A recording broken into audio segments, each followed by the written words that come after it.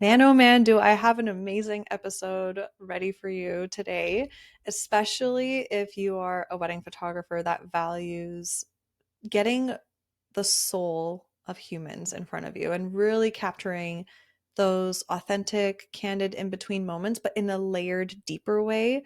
I am so excited. I just finished podcasting with Raphael, and I feel so inspired and ignited from our chat because essentially I just wanted to pick her brain on certain images that she has in her portfolio of like, how did you get these? What was your thought process? What was happening in the moment? And I got to do that. And I'm so excited to bring this conversation to you because we really had like deep conversations about how to even avoid shooting in a safe way and be more confident and fearless about shooting in a more artistic way on wedding days. We talked about what discomforts Raphael had to get through in order to get really great at capturing people's true essence.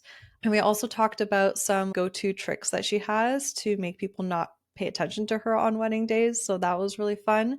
And yeah, I just feel so excited. And if you're watching this on YouTube, you get to see the photos that I'm asking her about. They're going to pop up on the screen so you can actually visually see them. And if you're listening to this on the podcast, there's a link in the show notes to an Instagram post where you're going to see the photos shared there as well.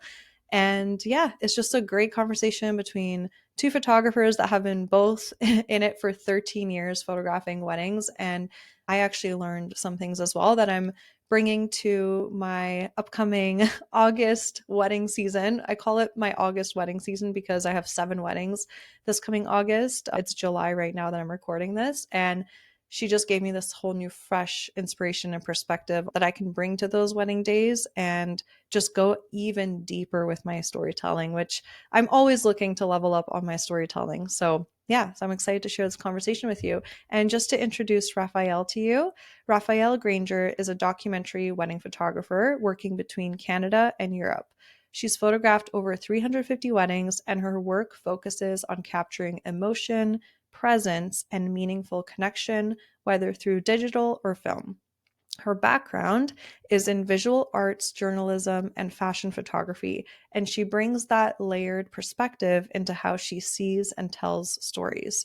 She works mostly with couples who want a calm, intentional experience and who care deeply about the people around them. When she's not photographing weddings, she speaks and teaches about values based branding, curation, and the ways we can build creative businesses that feel more like us. So enjoy our conversation. Hey, Raphael, welcome to the podcast. I am so excited to have you here today. We're going to have so many fun conversations and all the soulful photographs. And yeah, I can't wait to dive into chatting with you. Yeah, thank you so much, Shara, for the invite. I was so looking forward to this, honestly. That idea of soulful photograph, you speak to me. Yeah. And you guys, we connected so like somehow in the DMs. I think it was like in the winter. This was like maybe 6 months ago or Yeah, something. And more I don't than even sure. know what we were talking about in the DMs, but then I was just like, I saw her work and I'm just like, oh, it's just so rare for me to go onto someone's feed and like every photo I like felt something like deeper. And that's when I was like, there's like soul to your photographs. And I'm like, oh my gosh, we should do a podcast episode on how to like bring out the soul of a person. And she's like, yes, let's do it. And then it was just, just finally worked out the timing and everything. Like I was focused on some other projects earlier this year, but I'm so excited to dive in. And yeah, so just so you guys know, I actually have 5 of Raphael's photos selected that if you're watching on YouTube, you're going to be able to see them pop up as I'm referencing them and talking about them, asking her questions of like her approach to them. And if you're listening on the podcast, don't worry, I got you covered because in the podcast show notes, you'll see a link to an Instagram post. And in there, you'll see her photos, every single one we're talking about. So at least you'll have that visual because it's going to be very helpful to have that visual to learn, obviously. So yeah, I'm going to pull up 5 of her photos, ask her questions about that, her thought process, everything. But to start off, Raphael, I wanted to dive deep right away. I feel like you're a deep thinker, I'm a deep thinker, and like I just have this like question that came to me as I was prepping for this episode, and I'm so curious, did you have a chapter in your photography career where your work was more quote unquote safe and you were shooting how you thought you should be shooting. Yeah, absolutely. And that chapter lasts for a while, honestly. It's been a while that I'm a wedding photographer. Honestly, I think I started back in 2011. And so, to be honest, I think from the start up until maybe like 2024, I Hmm. was still in that safer zone. Like I would take risk from 2022 upward, but still with that safe mindset. Like at the end of the day, everything, because it's a wedding, everything has to be safe. And then I would maybe take some risk where it wasn't too risky during the day, like couple portraits or stuff like that. But in 2024, I just realized that I could just take risks every time, like every single time, because I have an amazing team to back me up. So I don't have to do the safe shots. I can just Mm. be creative and just yeah. So I've been in that safe zone for a while. Okay, this is interesting. Are you saying, so do you shoot with like a second shooter for every wedding? Yes, yes. So did you essentially think of like flipping the idea of, okay, instead of you getting the safe shots and they're on the side, like for some parts, it's like, okay, you stand at the front, you get the safe shot of this and that, and I'll be from the side, still getting the safe shots, quote unquote, because I know what I'm doing. I know I'm going to capture it, but just in a more artistic way. Is that how you approach it now? Yeah, sometimes it depends. Like it depends on the setting and everything and the time we have. Because Yeah. like at the end of the day, we still have to get the shots we need Yeah. to. Yeah. But when I can, and when there's like another point of view that may not be the safest, but could be very nice, I just ask one of my team members to do the safe shots, and then I will do something else. Like a nice ceremony point of view, or sometimes it's family formals. I will ask them to do the safe shots, and I can do the in between moments. Hmm. I Yeah, like that. Yeah. Do you have another example of like a ceremony point of view, for example, that you've kind of decided to do the more artistic fun shot? yeah. Okay, so there is a wedding in the 5 photos that you pulled out. Oh, nice. The Yeah. couple shot. Oh, there's two, but like the couple and the sky behind them. Yeah. This one, the ceremony wasn't. I mean, the ceremony was beautiful. The setup was very cute, but like, also there were like three major dead trees, like Oh, right in there. And I was like, maybe that's not so cool. But if like going further down, there was like this little stair I could like just climb up, and then instead of having the bride walking down the aisle from the front, like we are used to, I could just capture her going down the stairs like this, and then down the aisle. And because I was like a little up, the trees weren't that apparent. So yeah. I was like, okay, so let's do the safe shot for my with my second, and then I'm gonna just run back and grab that shot instead. I Um, love that. And it's still like, if you think about it, even let's say the bride only had that photo from the back, right? Like at the end of the day, like, yes, of course we want the front photo with the smiles, but like even those photos, it doesn't even matter if she sees her face, if she's smiling, excited, whatever, she will always remember how she felt walking down, whether it's a photo, a landscape photo, artistic photo from the back, like far like a wide shot versus like the straightforward for her to see her face. So yeah, it's quite interesting. I love that. And yeah, I'm curious, what caused you to have that moment? Since you mentioned you've been a photographer since 2011, same here, we've been in it for the same amount. amazing. 13 years, yeah. And it's taken you till 2024 to like take more of those risks and change it up. So, what was the catalyst? What changed for you to switch it up a little bit? Well, the first couple of years, well, the first 6 years, I wasn't like I was first shooting for another brand. I never really wanted to have my own brand until 2016, more or less. Hmm. So that part, let's just skip it. Okay, yeah, I know what you mean. Yeah. I had that phase too, like second Yeah, shooting, 45 weddings for another studio at the beginning. Yeah, I remember. yeah. So like, I mean, I wasn't in a place where I could be creative because I had to follow so many rules. And then when I started my own business in 2016, more or less, um, now I could be a little bit more creative, but like also I had a lot of barriers. And last year, I think it was around that time, like mid-July, I had the chance to have like two of my photos exposed at the Ritual Collective like summer gathering with a bunch of amazing other creatives like John Dolan and Das Maslan La Mesa and everything. It was amazing. And I got to do like it was an express like 30 minutes portfolio review with one of the founding members of Ritual Collective. And she told me, your portfolio is beautiful. And I was like, yes, I just rebranded, I just did my curation. That's good. But she said, I feel like you're a little bit of a schizo. And I was like, what? And yeah, she explained that she felt in my work there were a couple of like two major different voices. Like one Mm, was very safe, and one was a little bit more artsy, a little bit more weird. It's not that weird, but like it's a little yeah. and Weird is a compliment. I love that word. Weird. Someone's like, you're weird. I'm like, thank you. yeah. I mean, I was like, oh, that's intriguing. Well, of course, receiving that comment was like, I'm not sure I'm happy with that. I just rebranded. I spent a ton of money. Like I invested everything I had. Um, but then that little idea just like made its way through my brain. And I was like, okay, well, I don't care about the safe shots. I think I care. I think I have to care, but I don't really. So why should my couples care as much as like I don't? So why should they? Uh, And yeah, I just started switching slowly, slowly. It was a like slow process, but yeah, and what did you do to slowly evolve that? yeah, I tried to take more risks. Hmm. I decided to play more with gears as well. Like I have a bunch of cameras, but usually I only use the well, I used to use only the two, like my two favorites on the weddings Yeah. day. But now I work with maybe seven of them. It depends. Oh my God.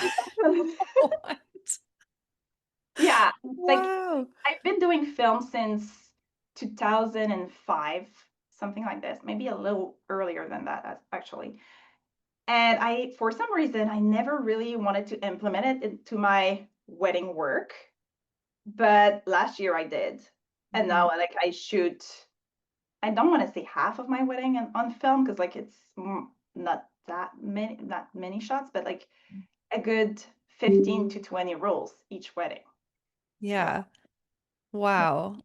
That's fun. And obviously, I'm guessing like how many camera okay, that is it's so funny because I love the power of simplicity a lot of the times in my like in my life and my business. Sometimes you could just when you keep things simple, you can go even deeper, get even better, more skilled, not be as distracted, right? And this year was the first year I started playing around with drone photography. It's been like almost Mhm. 3 months, and I'm just like at first adding that layer like during an engagement session or a wedding, I'm like, oh my God, okay, I'm gonna whip out the Oh drone now. yeah. And like, because it's not habitual yet and it's like so stressful. But then now I'm like, now I know kind of like when to pull out the drone and it's part of the experience. I know how to time it so that I still get all the other photos and like I just realized that just it becomes like a somehow we have 8 arms and it all works. And so Yes. you have like you've been able to like slowly add them on, I guess, and just slowly make them work. And then you know when to whip out the film one and it becomes easy and fluid, right? Yeah, absolutely. Actually, I didn't like started doing hybrid photography during wedding days, like that. I asked some of my nice friends to just like tag along over like a couple of weddings just for free to shoot the film. Like I would leave my digital camera at home and I would just bring some weird cameras just to try and test them out on a real Yeah. wedding without Yeah. picture. Like it wasn't my wedding. I wasn't even like the second shooter. I was just a third wheel. Oh, And that's great. That's smart. Yeah. yeah, and that was fun because I do have weird formats. Like I don't like I mean, 35 are nice. I do have one. I use it a lot, but like also I rather do medium formats or panoramic shots. So Okay. those require a little bit more. I don't know. Like I had to get used to it as well on a wedding setting. Yeah. And now, so now that you've like you've in 2024 you started making this shift, and now let's say, would you say it's like a year later since you really Mhm. started embracing that and like being fearlessly, just unapologetically like this is me, this is what I create. What have you noticed about your business, about your inquiries, about your bookings? What have you noticed? Is there a difference? Let's talk numbers. There's Oh a yeah. honestly Let's there's talk numbers. I'm always down to talk numbers. there's a big change, honestly. I've been able to increase my pricing drastically as well because like people see this style and they really want to like go for it. They Yeah. value my expertise in that specific area, and also I I'm more able to say no to couples who are not aligned with my style and what I like. Because like usually they will just inquire and maybe just it's gonna weed it out by like pretty naturally. But Yeah. if they really want, and then they got on a call with me, and then we just chat, and they ask me, well, I want to like very like pose like Vogue, or I want like full flash for, I want a couple portrait session for 2 hours. Well, I will just say I'm not your photographer at all. Like Yeah. having this little change just allowed me to be more selective, like even more selective than I was before. And Yeah. honestly, it's been good. It's been like the best thing I could I could have done for my business, honestly. And That's like amazing. So myself. you're seeing it's actually you're more profitable just because Absolutely. of that. Yeah, absolutely. I think my average went up by okay, so just for 2025, because I just calculated it. Mhm. Just for 2025, I upped my price per client by 3,500. That's Yeah. amazing. From 2024. From 20, That's yeah, yeah, from the end of incredible. And like 2023. people are saying yes. That Yeah. is that is so exciting. Like virtual high five. Yeah. You just got a big raise. But Congratulations. yes, I just realized that actually I was in my numbers last week and I just realized that and I was like, "Oh my God, that's crazy." Like I am able to take fewer weddings and really Yeah. focus on them, like on my clients, on my couples, on the story behind because like re- a lot of the shots are in the preparation. It So, is, yeah. exactly. Oh, I love that you said that. It's so true. It's so true. And actually, quick question. I'm curious, and if you are, taking a call with a potential client and you can tell by the way they're speaking that it's not the right fit, like what is your go-to saying to say to them, like, and do you do it live or do you do an email after? Like, how do you say, I don't think so? Yeah, it really depends on the couple and the vibe I'm getting from them. And also like sometimes on the call, because it's very rare that I will do it live, just Mhm. because I need to have like a step back and just Yeah. really think and recenter and refocus. Because on on a call, I will just get along with everyone. And then I Yeah. have to calm down and just ask myself, is it really what I want to shoot?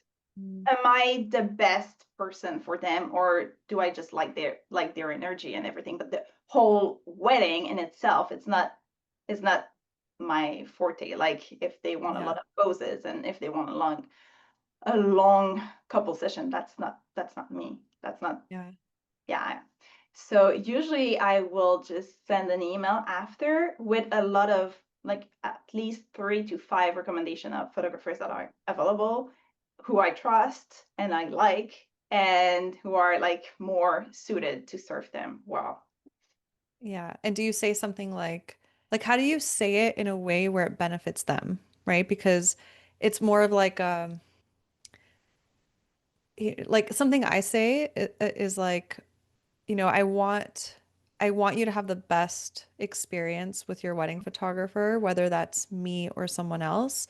And if I know that the way that I shoot just doesn't pair well with like a haul or something, like Mhm. you would have a much better experience with a photographer who like is passionate about shooting in that space and has the specific approach and gear and everything for that. And it's like I make it like a benefit for them that they are actually meant to have someone else who actually gets super excited and creatively inspired by that space, right? Do you do something similar? Yeah, something similar. Never about like the space or the aesthetic, because I don't want them to feel like their wedding isn't special enough. Yeah. Because it's not about that. It's not about it's not special. It's just about like I will not be able to create and produce the work that they're seeing on my website if they Yeah. don't have the same values and vision as I do. Got it. Yeah. But I always, honestly, I don't have like a saying. I just ask ChatGPT too. Oh, okay, nice. Ask your best friend ChatGPT. Yeah. Yeah, honestly, because Yeah. like I never want to come across like rude or that I don't care about their wedding or that their wedding is Yeah. not important enough or not Yeah. not grandiose enough. But usually in my contact form, I ask for their wedding planners and for their venue. And if they don't have a wedding planner or if their venue doesn't align with me, I'm just like, I'm not available. I will not take Yeah. the Yeah. call. So that helps a lot. Yeah, definitely. Definitely. And something, by the way, FYI, just something that like works for me really well with like, you know how I mentioned like if it's a hall wedding and it's just not the right fit, there because I love how conscious you are to like how they feel receiving that. You never want them to think, "Oh, my wedding's not trendy," or like blah blah blah. Mhm. I never want people to feel that way. So two things I say for that is like I shoot with prime lenses and halls are big and Oh, I need that's to right. like I need to run really fast. I don't shoot with zoom lenses so that my photos feel like I'm right there in the action, so it just doesn't mesh with my work. Also, I also value spending time in nature, and if I'm shooting weddings in the summer, I want to be outside as much as possible and not Mm. indoors. So I also give that. Ooh, that's wise. So some tips there, you guys. Those of you Yeah. listening. Yeah. Oh, this is great. Okay, let me see. Oh yeah, there's another question that I have before we dive into like the screen share with your photos. What is a discomfort that you had to get over capturing more soulful photographs of people? Was there like some kind of uncomfortable feeling you had to go take their picture and then you would like pull back or something? Like, is there a fear, Yeah. discomfort that you had to get over? Oh, yeah. My biggest discomfort was, well, I'm an introvert. Mhm. So I'm more like a fly on the wall, even though like I used to be more fly on the wall photographer, but you cannot produce images that you feel if you're always on the bench. Like if you're always Mm. a fly on the wall, that's not. If So you're disconnected, yeah. essentially. So Yeah. I really had to force myself to be in the action and get in their faces and like, because I just want to be unobtrusive as much as possible. And in my head, I was like, how can I be there and be unobtrusive at the same time? Yes. So that was very hard for me to just like, yeah, approach. But now I think I'm doing good. It's much better. But That's yeah. awesome. So you just kind of you have been just a scientist, really, just practicing and gathering data on like, okay, when I connect with them here and chat with them here, and then I pull back here and I go Yes. in and out, and I know when to time it naturally more as I practice more and more, right?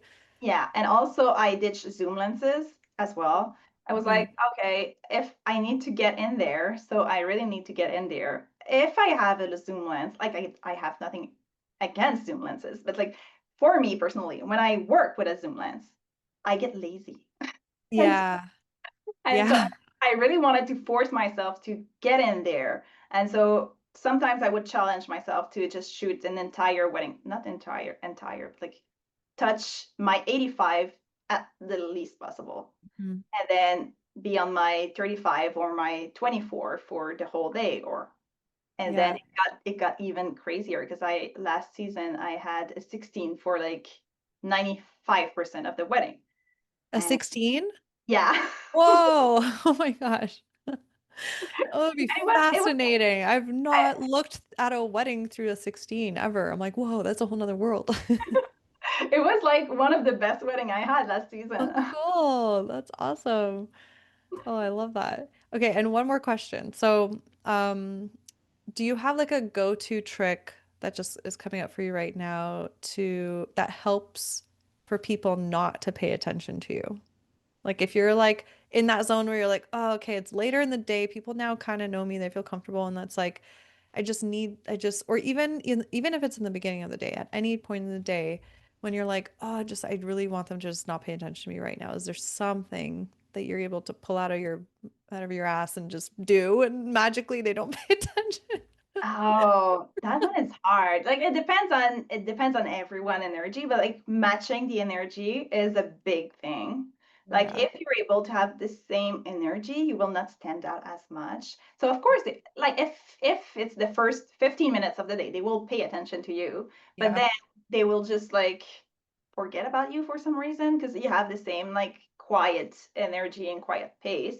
yeah. And other times if that doesn't work, I will just pull out my Rolleiflex, which is like a really cool camera. Like it's a cool looking camera. People are drawn to it. And then I will just explain what it is to them for 2 minutes. And then they're like, okay, I'm done. I'm done with you. I'm gonna go do other things. That's fascinating. Oh my gosh. Yeah, especially at cocktail hour. That works so good at cocktail hour. It's like Oh yeah. they're intrigued by it for like 2 minutes and then they Yeah. just leave me alone after that. That's great. They have that because all you really need is even a 10-second interaction, 15-second, as long as it's positive, they're like, okay, my guard is down. Stranger danger is over. Oh Mm. my gosh, my least favorite part of every wedding day is the first 10, 15 minutes. It's always like, okay, here we go again. Like, I wish I could just have the invisibility cloak from Harry Potter. But Oh then yeah. if I just, I always notice that the more I just really deeply connect with people in the first 10, 15, not deeply, but like connect with them, give them a hug, say their names, like Mhm.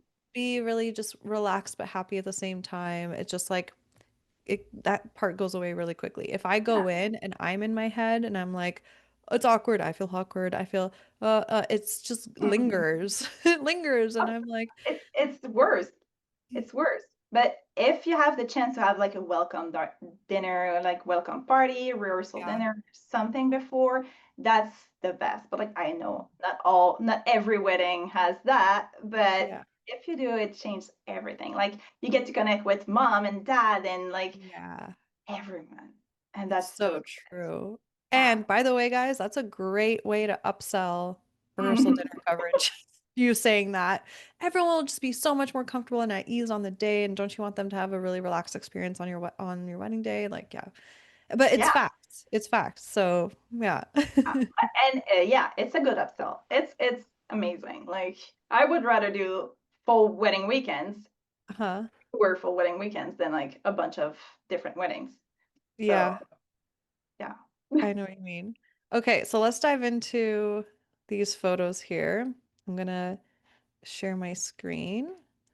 I am so excited. Okay, so my intuition, I don't want to go with this one first. I'm sorry, I want to go with this one first. Oh yeah. So the one with the grandpa centered in the middle, it looks like it was, a family photo set up and then it's in Yeah. between. I feel like this shot is, I think this is what even had me like DM you, be like, I need to understand. Like this is like the epitome of a soulful photograph. And like, so just like tell me about it. Tell me what happened. How did you create this? Yeah, that shot, honestly, it doesn't happen to me often that I click and I'm like, I'm very proud. Like I know it's gonna be a great shot. But Yeah. this one was it. Like for 2025, this was the shot. It's And 2025 or 2024? 2024. Oh, okay, yeah. Yeah, it was a September wedding. Yeah. And it's actually the wedding I shot on the 16th for most of the day. Oh, Yeah, interesting. Wow. yeah. But yeah, that shot, I mean, it's all about preparation. I was talking with bride and groom a lot about their family members and everything. And I knew that I had to focus on grandpa. Like I always focus on grandparents, but like Yeah. they weren't even sure he would be able to attend the wedding.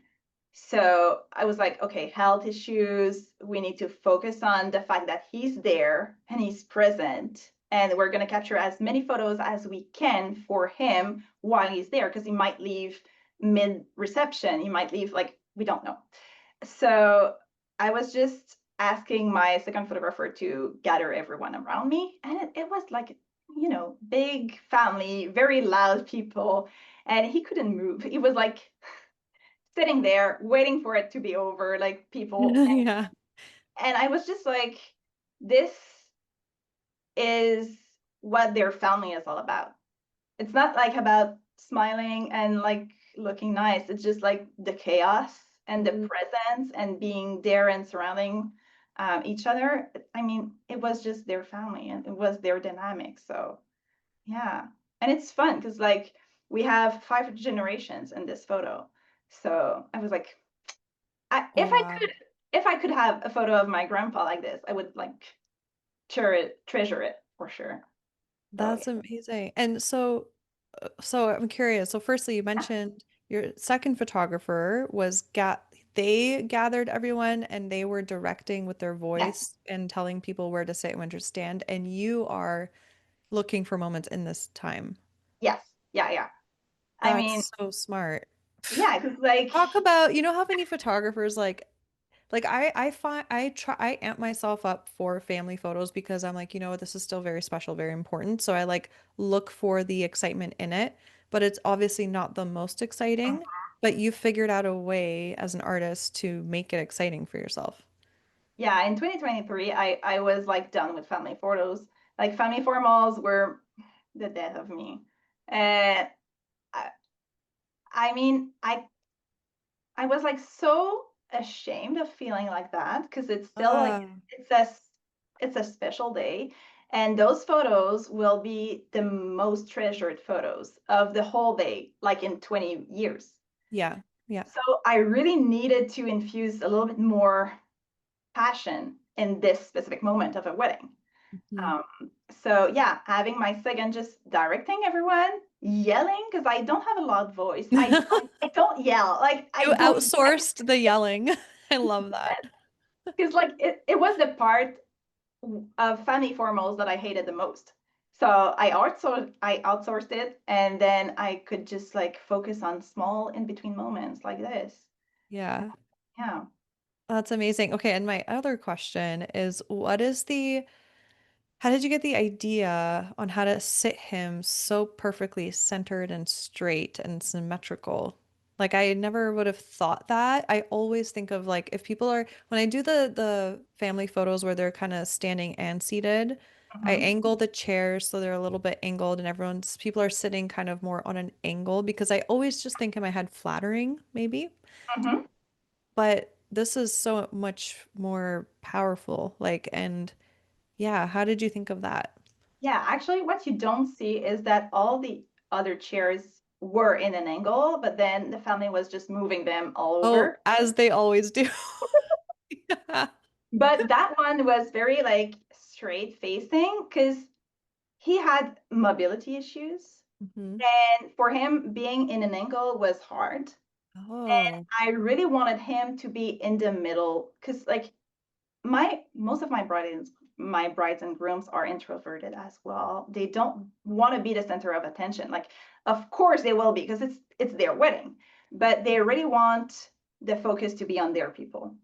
So I was like, I know about like his health issues and everything and how they fear not having him on that day. I'm gonna make him the center of attention for like 3 photos, like the 3 photos he will. yeah. So that's why he's like really straight. That's so smart. See, I would always just think, I just recognized a should within myself. Like the couple has to be the center of every family photo. It's a should. So where did you position the couple? They were actually just behind him, like Okay. still centered, but behind, because the Yeah. bride didn't want it to be like in the middle. Yeah. Well, that's, but see, Right? that's so important to know too. Like, it's so important Yeah. to know these details about our couples because then that's how our creativity comes out and we can customize the experience for everybody. And then we customize the photographs because, like, this is so far, this is a photo from a family, like, family portrait. And it's so far away from cookie cutter, you know? And it's because you knew those layers and you took those elements into consideration. Well Yeah. done. Oh my Thank gosh. you. I thank you. I think that's so important, like getting to know your couples and don't apply the same recipe for each wedding because like Yes. otherwise it's not going to be soulful at all. It's My going to be gosh. You just like gave me so much inspiration. I have life. 7 weddings coming up this August. So we're recording this. It's July 23rd, 2025. I have 7 weddings coming up in August. One of them is in Spain. So it's going to be a busy month for me, but I'm like, oh, I can handle it. I have, my virtual assistant, my editor, like I have my systems in place. But the reason, I outsource and I get support is so I can be energized and creative for wedding days and my family, right? But now I'm just talking to you, just inspiring me, just think differently a little bit, like when we get in flow and we know how to like do things really well, sometimes we don't know how to get to the next level or grow, but I think just having these types of conversations, even asking questions about, Mhm. images, how someone took them, gets us thinking differently. And oh, now I'm like so excited. So thank Oh, you. yeah. I'm super excited to see the photos that you're going to create in Spain. Like, I mean, Oh man, me Spain is too. going to be, It's been on my yeah, bucket list for so long and it's happening. it's going to be so good. Okay, next photo here. So this is a couple's photo, and it's like the close up of the guy cuddling her from the back, and she's like really leaning her forehead into him. The like feeling I get from her is so like at peace and like present and like this like quiet joy. And I'm like, how the heck did you get that out of her? Or was this a full-on candid that you were just paying attention to? Or was this during portrait time? I'm so curious. It was, I mean, it was half and half. It was portrait Mhm. session, but Yeah, how I like to structure my day is I like to have maybe 15 to 20 minutes of a couple session. And then in between two courses later on, maybe another 5 to 10. yeah. And so that was like the second portion of the couple's portrait. And she was getting a little bit tired. And it was a hot day. It was a wedding in August, and yeah, it was hot. It was humid. She was getting tired, but also this specific wedding was like a little bit hectic. Like everything went well, but it was a lot. Like people were a lot. They were having a destination wedding, so like everyone, like every guest was a little bit needy. Like they needed Yeah. to talk to them a lot, a lot. Yeah. And so they weren't with each other for a long time. Like I think they were only together for the couple portraits we had, like the 15 to 20 minutes, and then separated completely until reception ceremony, but like ceremony was Yeah. they didn't talk to each other much. So that moment was like, okay, so in the timeline, I do have like an extra 5 to 10 minutes for you guys. But I want you to be just there. So I guided them into my slide and everything. And then I took a few step backs. Just, I just left them. I was like, just don't move from that specific spot, but then Mhm. just enjoy being present for each other. And yeah, that's that was a low moment. So she was Amazing. That it could be that simple. I love that. Because, I like, mean, yeah, there's nothing much to say about. no, yeah. And it's like the feeling, it's just this like relief. And like, you can only capture something like this when someone feels the freedom to be themselves or be what they are in the moment or feeling in the moment. And sometimes something I even say is like, hey, okay, yeah. And in the same kind of timing, I give them that extra time during sunset or during a reception to step away together. And something sometimes I like to say is, okay, now stand here. Like I find the spot and then I'm like, okay, now just relax, like into each other, like relax with each other. I just need to figure out my settings, my camera settings, my Yeah. composition. I'm not taking any photos yet. And then they just like do what is so them, and it always works out like a perfect puzzle piece. And I just get those photos. They don't know because I'm kind of farther back, right? So Mhm. Yeah. Oh yes, that I'm just checking the light thing is yeah, yeah,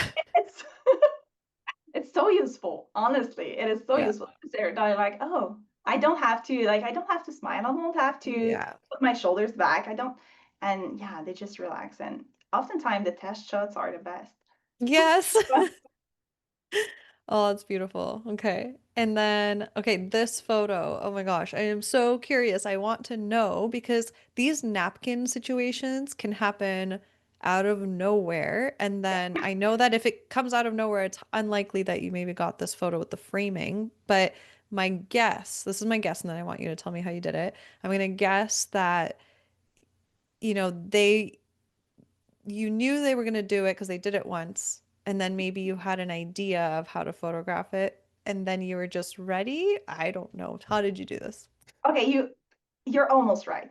Okay. So they yeah, I think the napkins in this wedding were like always up, always up, Okay. but they were also keeping them up for a while. So I Oh, got like two shots from another angle, and then I was like, it's okay, but it's not amazing. So, and this wedding, I had a big team. I had at that time two extra photographers capturing like the safe shots of the napkins. So I was like, mhm. okay, how The can safe shots of the napkins. That's so funny. like Yeah. how can I just make it nice? Because they don't need a bunch of napkin shots. Like they need one or two max. But I want to deliver the best one. So I just like, yeah, I took a step back. I never put my camera down, but like I did. And then I just, yeah, I stopped for a second to think. And then yeah, I just thought that the two bouquets with the two guys in front could be very interesting, and like framing the couple in the middle could be like very nice. I don't know. Yeah. It's unbelievable. And then the fact that the backdrop was kind of like negative space Yeah. to have the flowers stand out. So you get the energy, the vibe of the decor, but also the hands up in the air and like, oh my gosh, it's like super cool. Like the layering that's happened. There's so much layering happening here. And it's a full-on candid. Like I love that. Yeah, I really like to work with layers. Like Hmm. they bring so much into a photo. You do. Much. Like especially during a reception. Like they with layers you can tell the whole story within one shot. So Yes. Yeah. I love it. Okay, this photo. I am like, when I saw this photo, I was so happy for you about the perfect, like, if you guys are looking at this photo where the older man is popping the champagne over the glasses, like the most perfect foam coming out of the champagne spill ever in a photo because it's like almost going to the glasses, but it's not, and it's perfectly framed, and the guy's black tux in the background, like it stands out so beautifully. Like when you were culling these photos, where you're like, oh my God, the perfect champagne shot. yeah, but it took me a while because like Yeah. I had another shot without the foam but with the cork in it. Oh, Usually yeah. that's what you would go for. And I was like, that was my first idea, go for the cork shot. But I don't know, this one was more intriguing for some reason. It was like a little bit more, yeah, a little bit more cinematic, less this, Expected. yeah, less expected. You know what's really cool? Because I just, there's so many layers to this of why I was even interested in this photo. It's like they look like they're kind of ready to be posed, but they're not. And then there's this person on the side doing something when they're supposed to be maybe posing for a photo. And then everybody is still like some people are looking at the camera, some people are looking at what he's doing. It's the most perfect awkward capture without it feeling awkward. And then I Yeah, love how the guy is looking up and you can tell, oh, the cork hit the ceiling. Like in the shot, you got the story of now we don't even need to see the cork because we know that it went up and hit the ceiling because he's looking up there. Like, yeah, I yeah. don't I love It was it. like everything was unexpected in this shot. Because it was the second wedding I did in this family. So the guy right behind the phone, that was my first wedding, and he knew what I wanted to do. And that, by the way, is a wedding from 2021 or 2022, which was still my safe period, like my Uh-huh. safer chapter. So I didn't post them, but I was like, okay, guys, go in like that area.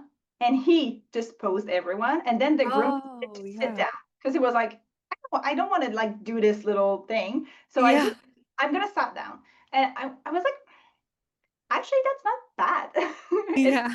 kind of cool. And then dad just rushed in and popped the champagne, and like, yeah, it was like a little bit of a, well, joyful chaos, like That's really a cool. wedding. That's really cool. It's like such a great reminder because sometimes if I'm just wanting things to flow naturally, sometimes if a person is trying to pose everyone for a photo, I find myself getting frustrated inside, being like, oh, I just want things to flow naturally and I resist it within me. But Mhm. then that resistance I notice gets in the way of connection, acceptance of the moment. And hello, if someone is naturally going in to just pose a photo, that is something happening naturally without you telling anyone, and it's Yeah. part of the story. So I need to know, I need to like learn to just like let that go in the moment because and accept it as just the same as a bride is walking down the aisle in the same way someone else is choosing to do something and they're doing it and it's just happening in front of you because in this moment, I could have just been like, oh, put my camera down because they're about to pose and I'm just gonna like set them up, but then I would have missed this, right? Mhm. That's great. Yeah, it is. Yeah, it's such a small thing, but like it's also a good reminder to just be able to accept whatever unfolds in front of you and your camera. Yeah. Do you find that you experience that too sometimes? Like this little like frustration of like, oh, Oh, just yeah, absolutely. yeah. Especially when the timeline is like very tight Mhm. and we know we have to produce quality images. But then if a random person just comes in and do whatever, it's hard for us. Yeah. Yeah. Yeah. It's an interesting dance that we face. Mhm. Okay. And then this final image, the couple image with the sky in the background. So this one caught my eye because it again, it's the feeling of like she just feels so at peace and relaxed and like she's not posing, even though it is portrait time for them. For her to like close her eyes and feel that deep peace and it just shows on her face, like what, like that is amazing. But also the way he's like admirably looking at her. What happened there? Okay, so this couple, I love them deeply, but he was so hard to work with. Like, you know, when you have a groom that loves to pose, he was always posing and like giving the face and like the looks with sunglasses, and Oh yeah. it was hard to do candids because they hired me to do candids, like specifically, but he wasn't giving candids at all. So I was like, okay, so let's try to give him prompts so he will have the impression of posing without him really posing. So yeah, I was just like, look at her, because the way he looked at her was everything. Mhm. Everything. So yeah, I was just like, no matter what you do, just always look at her. Nice. Always. Yeah. And also he got really, really distracted by everyone. This doesn't show, but we had maybe like 10 feet, like a little 10 feet area with nothing. And then the tent was there, and then the ceremony setup was there, and then cocktail was right behind me. So it was like a weird dance of people coming in, even if it was portrait time, to just like say hi, say Yeah. congrats. And he would just like totally leave and grab a drink and then come Yeah. back maybe 15 minutes later. So I was just Oh like, my gosh. yeah, just look at her. No matter what you Yeah. do, you can talk to your guests, but always look at her. So it's so interesting because like that pressure actually, you know how they say pressure creates diamonds, right? Like that pressure you were feeling, you were literally surrounded by it from all corners, and him constantly leaving, and you're like, time is ticking. I need to create something. He keeps looking at me. I don't have any candids yet. It's so, I love how that pressure sometimes when we're like, well, I'm here, I'm committed, I'm gonna create something, whatever it takes. And you're not just taking a random prompt like, hey, so tell her like, in what you're proud of her. Like, those prompts, they have a time and a place, right? In Mhm. these moments, we can't just like whip out a prompt from a prompt book and just take it and be like, I hope this works. It's like you really have to like customize it and feel into it and be like, okay, I've been dealing with him constantly looking at me and at the camera. So a prompt that works, and I've noticed how he looks at her when Mhm. the way he looks at her is like what I want to capture. So the prompt is, okay, from now on, just for a couple minutes or whatever we do here, no matter what, man, always just look at her. Just keep looking at her, Yeah. keep admiring her. And yeah, and it's like you wouldn't say that to everyone. It wouldn't work in every situation. And that's where, man, it's just mind-boggling how much we have to think on our feet and problem solve on our feet. And it's Oh my God, unbelievable. yes. It's like it's the job. More Yeah. than taking photos, it's the job. Yeah, because the photos are like it's like driving a car now. We know our settings and like where the light's coming in, but it's the people management. Oh my gosh. Like Yeah, it never know is. what we're gonna get. And No, it's a lot, and you have to make them feel at ease and feel like you have to make them enjoy their experience with you and with the day, because like otherwise they will not enjoy the photos, even if you're producing the most amazing photos. yeah. If it's tied to an awkward memory, they won't like them at all. Yep. So Totally. Say it for yeah. the people in the back. It's how they feel in those moments, which is how they'll value those photos 100%. Oh my Yeah. gosh, this was amazing, Raphael. Like that was so fun. I like feel so inspired right now. I'm so excited. And I Oh know my God. everybody listening is definitely has so many like takeaways and is feeling super inspired too. And so yeah, this is a great conversation. And I want you now to just take a moment, let everybody know where they can connect with you, find you, let them know about your amazing free resource, about your mentorship opportunities, and your retreat that you have Yeah, coming up. absolutely. So the easiest way to connect with me is just via Instagram. I try to answer my DMs quickly. I try, but Doesn't everyone? Like, yeah. yeah, So Instagram is the best way at raphaellegranger.com. Oh, Raphael Granger and raphaellegranger.com/education for everything mentoring, one-on-one, goal setting session, and everything I'm offering for education. And yeah, I just want to share something like really special that me and one of my dear friend Julia as are working on, because we're co-hosting an in-person retreat, especially on curation, but like not the curation where you just pick the nice photos, nice colors, and mix and match everything so your website and Instagram looks good. It's like the deep curation with your values. It's the deep work. It's something that we've been doing for us on like for our social media and website and portfolio for years, but now I think it's time for everyone to just like get in there and yeah, for us to share everything. It's a deep work over multiple days and a small group, a small setting. So yeah, I'm very excited about that. that's amazing. That sounds amazing. And where is it going to be? It's still we are still in this final stages of planning. Yeah, yeah. So not sure. TBD, Probably, TBD yeah, people. TBD, probably in Quebec. Honestly, I'm envisioning like a cabin. It's going to be end of 2025 or early 2026. Yeah. So cabin, woods, no cell phone allowed during working Yes. time, like firewood, sauna. Yes. Oh my gosh. I want to host a retreat so badly. It's not, I have to focus on other projects first. But like that sound, I'm so happy for you. Like to be in that creation of that experience for others and then to host that's so special. Oh, And that's amazing. honestly, I've been doing this every single year. Like, so usually I do it on my own early, like at the beginning of each year in January, February. Yeah. And it's such a good me time. I get to leave the kids and husband at home, and then I just focus on me, my work, my vision for my business. It brings in so much clarity. It Yeah. like also seeing the all of my so because we print everything. So seeing my work printed out like this and spread across the walls and the floor and everything, it feels like so special. And I'm like, oh, Oh. I'm not that bad. It's like Yeah, yeah. it's always like roller coaster. Sometimes you feel like you're good, and other times you feel like, Yeah. yeah. It's Yeah, totally. Yeah. Oh my gosh. Well, that sounds amazing. So, you guys, everything is linked in the show notes below.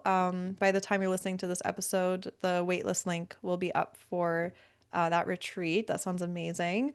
And I think that's everything. Or, yeah, do you have that free downloadable resource as oh well for yeah. this episode? Oh, yes, absolutely. It's going to be linked in the show notes, but it's like a mini intro to curation and soulful imagery because honestly, everything is tied together. You have to know yourself, you have to know your values and everything. So I'm giving a lot of conferences and everything. So I just put everything that would fit this episode into a freebie that can be downloadable. And I hope you guys will do it, honestly, That's and do it amazing. over time. Yeah, awesome. So yeah, Raphael shared so many valuable resources. Everything is linked in the show notes. Yeah, this was amazing. Thank you so much for your time and like bringing your light and like ideas and insights. And yeah, you guys, if you got any value from this, I know Raphael would love to hear from you. So just DM her, just say thank you. Like that honestly goes such a long way because podcasting and doing this whole digital thing, we want to like, share our knowledge, our insights, and just inspire others. But sometimes if we don't get any responses, it just feels like we're speaking into a void. And Yeah. it's just like, we just want to connect. We just want to connect with you. We just want to know we had an impact. So, yeah, if you got value from this episode, let us know. We would love to just say hi, connect with you, and all of that. And yeah, Yeah, thank you so much, absolutely. Raphael. Thank you so much. Thank you for inviting me and for like having this amazing idea. Honestly, it was like so good. Yeah, it was so aligned for us. Yeah, I It had was lots of so fun. it was so aligned, you guys. We were both wearing striped shirts, vertical striped shirts, and Raphael is in true branding vibes. She's in black and white video, but she also told me that they're blue and white too. So we like literally align on the same like I mean, vibe. yeah, great minds think alike. So Yeah.